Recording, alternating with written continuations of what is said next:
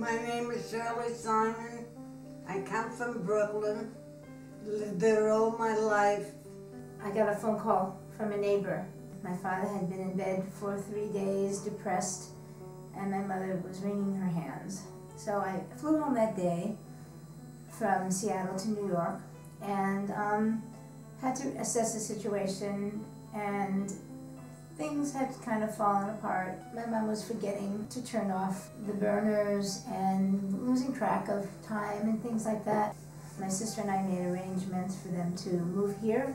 When my dad moved here, he was 86. He was not happy with the transition. He was angry, really angry, that he had to leave Brooklyn and that he couldn't take care of himself and his wife.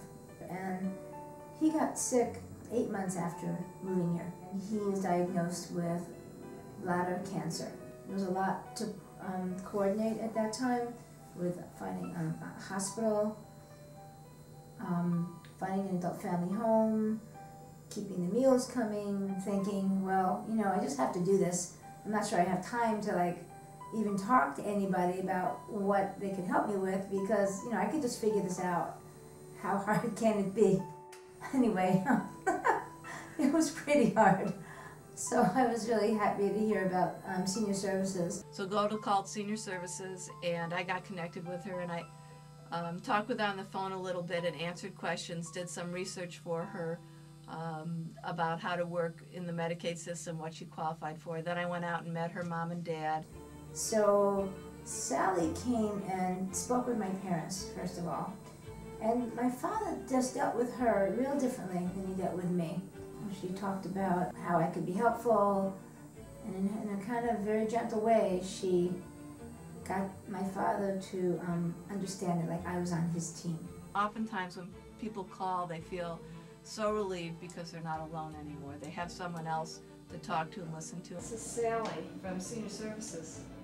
My parents had a lot of medical appointments, and they used the volunteer transportation. My father liked that. It was like other old guys to talk to. They also got Meals on Wheels. My mom really needed to be busy, and Sally told me what was available in different day programs. Ma, how old are you today? How old do you feel? 100. How old are you? 58. She's 91.